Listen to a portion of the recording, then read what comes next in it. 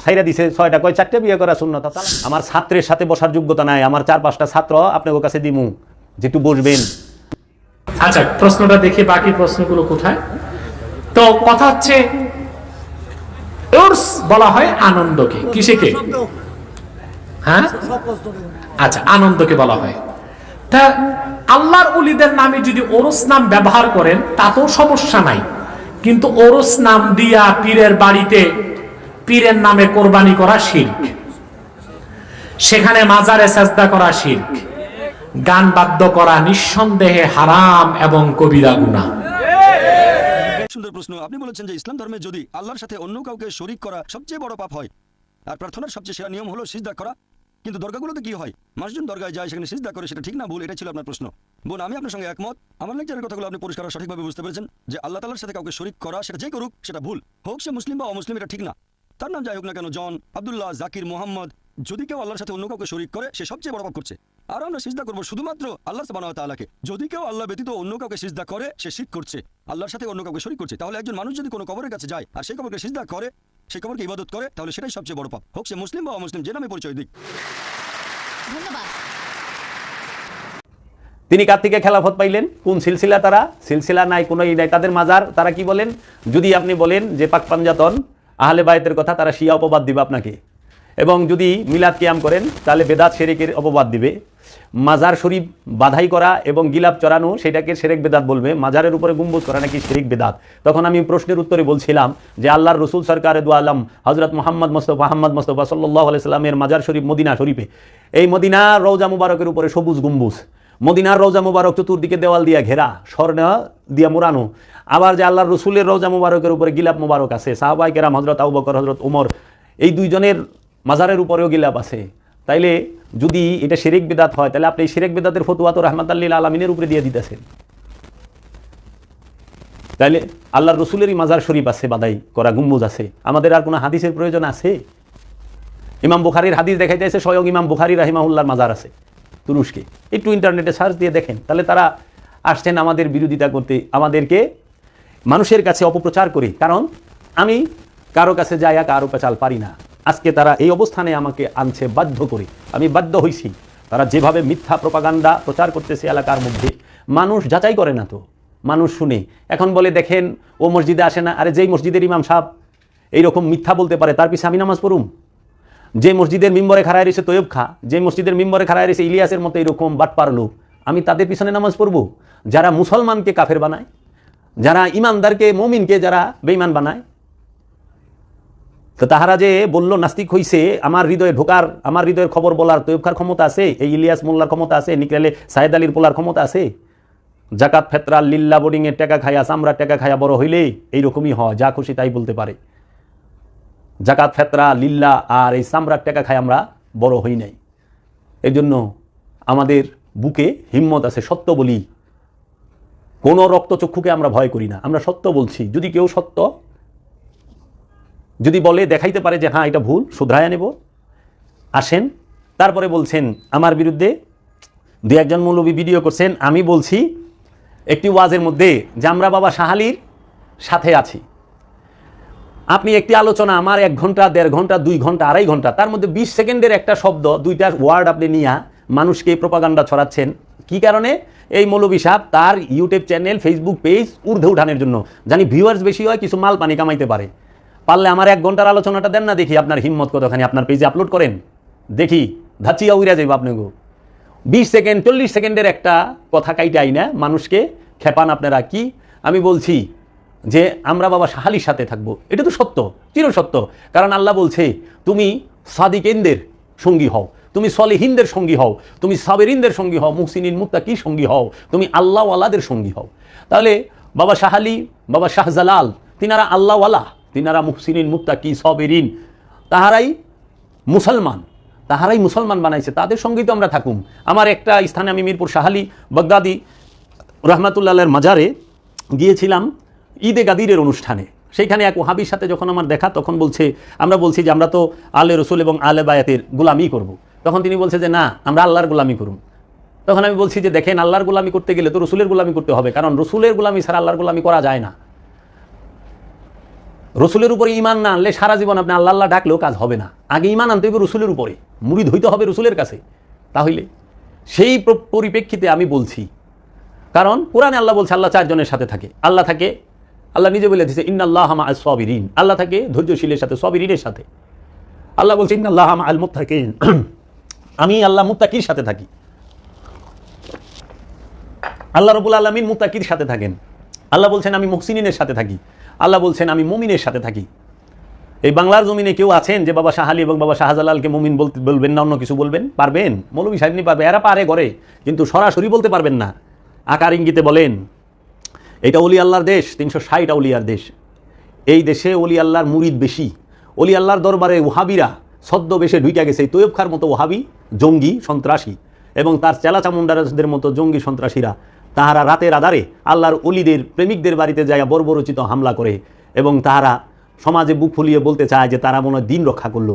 দিন রক্ষা করেন না, এটা কোনো মুসলমানের কাজ না। মুসলমান কোনো দিন আরেক মুসলমানের বাড়িতে রাতের আধারে হামলা করতে যায় না, এবং এক মুসলমান আরেক মুসলমানের বিরুদ্ধে কোনো দিন প্রোপাগান্ডা চালায় না।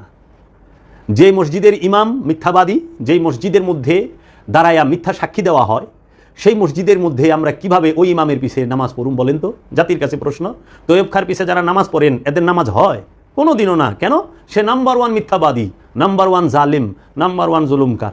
উনি আসছেন আমাকে দাওয়াত দিতে, বলে আপনি এত রাতে কিসের জন্য গিয়েছিলেন? বলে দিনের দাওয়াত দিতে। দিনের দাওয়াত দিতে রাতে আসছেন কেন? আর কাকে দিনের দাওয়াত দিতে আসছেন? দিনের দাওয়াত দিতে যাইবেন হিন্দু কিংবা অন্য ধর্মাবলম্বীর কাছে যে দিনে যায় নাই। আর আমি দিনের দাওয়াত আপনি আমারে কি দিবেন? আমি শুধু মুসলমান না, মুসলমান বানাই। আমি মুসলমান বানাই। আপনি আইসা তৈয়ব খান আমার কাছ থেকে দিন শিখবেন। আপনার শিখতে হবে। যদি ইমান তাজা করতে চান, আপনি যদি নফসকে পবিত্র করতে চান, আমার কাছে আইসা আপনার মুরিদ হইতে হবে। কোনো উপায় নাই এছাড়া। পারবেন না। আপনার যত জোর আছে আপনি লাগায় চেষ্টা করে দেখেন পারেন কিনা।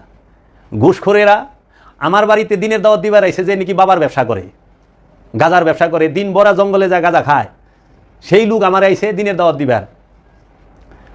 দিনের দাওয়াত দিবার সাথে আইসে কারা? যারা ঘুষ খায়, এখনো ঘুষ খায়, সয় সম্পদের অভাব নাই, এই ঘুষ করে রাইছে আমার দিনের দাওয়াত দিবার। যাহারা আমাকে দিনের দাওয়াত দিবার আইসে, এই টিপু, আলী গফরান খান টিপু, তাদের জমা জমি লেবুট অফিসে বিচার হয়। তারা আসছেন দিনের দাওয়াত দিতে, আগে নিজের ঘরের দিন ঠিক করেন। আলী গফরান খান টিপু সে মসজিদে দাঁড়ায় বলে আমি গিয়েছি, মনে হইল পতিতালয়ে গিয়েছি।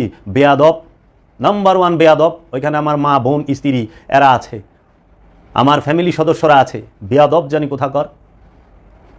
এগুলোর চেহারাগুলো দেখেন, একটা চেহারার মধ্যে কোনো নূর আছে কিনা। অসভ্যতা, বর্বরতার একটা সীমা থাকে। মসজিদের ভিতরে দাঁড়ায় মিথ্যা বলে কেমনে? তার পাশে এতটুকু একটা লোক দাঁড়ায় রয়েছে, বলে নাউজুবিল্লাহ নাউজুবিল্লাহ। ওনার স্ত্রী সারাদিন ভরা তরকারি চুরি করে, আর একটাও গায়ে যদি কই মুখ খোলায়েন না মারে। কারণ আমি সবার গোপন খবর জানি। কি রে, সারা জীবন যার ভুক করবার লেগে, মাথা বিষ, শরীর বিষ, কোমর বিষ, এর লেগে আইসেন, দোয়া চাইবেন লেগে, এটা সেটা হারাইলে আইসেন। আর আজকে আইসেন আমাকে মুমিনগিরি দেখাইতে। হুঁশিয়ার, সাবধান। তৈয়ব খার মতো মানুষের গণার টাইম নাই, আর আপনার তো কোনো কিছু নাই। কারণ সত্য কাউরে ভয় পায় না। আমি সত্য বলেছি, সত্য বলতে যায়া যদি জীবন দেওয়া লাগে তাই দিব, কিন্তু সত্যের থেকে এক পা পিছে যাব না। কুরআনুল মাজিদে আল্লাহ রাব্বুল আলামিন সূরা মারিজের মধ্যে আপনারা খুলে দেখবেন, সূরা মারিজের 32 নম্বর আয়াত আল্লাহ বলতেছেন ওয়াল্লাযিনা হুম লিআমানাতিহিম ওয়া আহদিহিম রাউন, এবং তাহারাই যাহারা তাদের আমানত এবং তাদের ওয়াদা রক্ষাকারী। মুসল্লি, মুসল্লির এটা হলো 6 নম্বর গুণ। মুসল্লি সবসময় আমানত এবং ওয়াদা রক্ষা করে, সেটা অন্যের এবং নিজে। তাহলে আপনি আমার বাড়িতে যে আমার আমানত সব ধ্বংস করছেন, ভাঙচুর করছেন, লুটপাট করছেন, এবং আমাদের জীবনের জন্য সবচেয়ে বড় হুমকি, আমাদেরকে হত্যা করার জন্য গিয়েছেন। 3 থেকে আপনারা 4 ঘন্টা ব্যাপী আমাদের বাড়িতে জঙ্গি হামলা চালিয়েছেন। তাহলে আপনি কিসের মুসলমান? আর আপনি মিম্বরে দ্বারা ইমাম হয়ে বই রয়েছেন। কিসের ইমাম? আপনাদের পিছে যারা সালাত পড়েন তাহারা কোরআনটা খুলে একটু দেখবেন যে এদের মুসল্লি হওয়ার উপযুক্ততা আছে কিনা। এদের মুসল্লি হওয়ার গুণ নাই, উপযুক্ততা নাই, এরা ফ্যাসাদ সৃষ্টিকারী। তারপরে সূরা মারিজের 33 নম্বর আয়াত যদি আপনি খুলেন, এইটা মুসল্লি 7 নম্বর গুণ। এখানে বলছে ওয়াল্লাযিনা হুম বিশাহাদাতিহিম কাইমুন, এবং তাহারাই যাহারা তাদের সাক্ষ্যদানের সহিত অটল অবিচল। মিথ্যা সাক্ষী দেন, মিথ্যা প্রোপাগান্ডা ছড়ান। আমি আজকে 16 বছর ধরে কোরআন এবং হাদিসের খেজমত করি, অলি আল্লাহর খেজমত করি। আমি দীর্ঘ 6 বছর ধরে দেশের বিভিন্ন জেলায় বিভিন্ন স্থানে আলোচনা করি। আর আপনারা বলছেন আমাকে আলী গফরান খান টিপুর কি কোরআন হাদিসের জ্ঞান আছে? আমি এখানে ওপেন চ্যালেঞ্জ করতে চাই, আবু মুসা খানের 9 ছেলে, তৈয়ব রহমান খানের 9 ভাই, আপনারা 9 ভাই আইবেন, যদি সাথে বোনাস দিলাম চাকুলিয়া মসজিদের ইমাম সাহেবকে আর আপনাদের চেলা ইলিয়াসকে, এই 10-11 জন একটা টিম আসবেন, অনলাইনে বসবো, আর নইলে ডিসি সাহেবের নেতৃত্বে ইউনো অফিসে বসবো। দেখি কোরআনুল মাজিদ থেকে যে কোনো একটা বিষয় চয়েস করবেন, যে কোনো একটা বিষয়, সেই বিষয়ের উপরে আপনাদের আলোচনা থাকবে 2 ঘন্টা, আমি আলোচনা করুম 2 ঘন্টা। দেখি এলেমের জোর তৈয়ব খার কতখানি আছে। রাত্রিবেলা দাও কাতরা নিয়ে আসেন হত্যা করতে, আর দিনের বেলা প্রোপাগান্ডা চালান মিডিয়ার মাধ্যমে, ফেসবুকে। আমার ছাত্রের সাথে বসার যোগ্যতা নাই, আমার 4-5টা ছাত্র আপনাদের কাছে দিমু, যেটু বসবেন। আমার অসংখ্য ছাত্র আছে, কোরআনে হাফেজ, টাইটেল পাস, মাওলানা, আপনাদের সাথে বসবে, আমি আমার ছাত্রদের পাঠামু। দেখি আপনার এলেম কতখানি। এলমে তাসাউফ, সিনার এলেম কোনোদিন মাদ্রাসা থেকে আসে না, সিনার এলেম আসে হেরা পর্বত থেকে। সিনার এলেম কোনোদিন বই বইরা মৌলবী মুন্সিদ থেকে আসে না, সিনার এলেম আসে আসহাবে কাহাফের গুহা থেকে, এবং আসহাবে কাহাফের যে আল্লাহর আব্দুহু তিনি দান করেন। সিনার এলেম আসে মা মরিয়মের মেহরাব থেকে, যেখানে গুরু হয়ে আছেন নবী জাকারিয়া আলাইহিস সালাতু ওয়াস সালাম এবং শিষ্য হয়ে আছেন মা মরিয়ম। এই সিনার এলেম আসে তুর পাহাড় থেকে, যেখানে গুরু হয়ে আছেন মুসা কালিমুল্লাহ, শিষ্য হয়ে আছেন কি হারুন আলাইহিস সালাতু ওয়াস সালাম এবং সামিউল। এই এলমে লাদুনির সিনার এলেম আসে মুরাকাবা মুশাহেদার নির্জনে বছরের পর মুরাকাবা মুশাহেদা থেকে। সিনার এলেম কোনোদিন এই আরবি ভাষা মুখস্থ করে আহে না।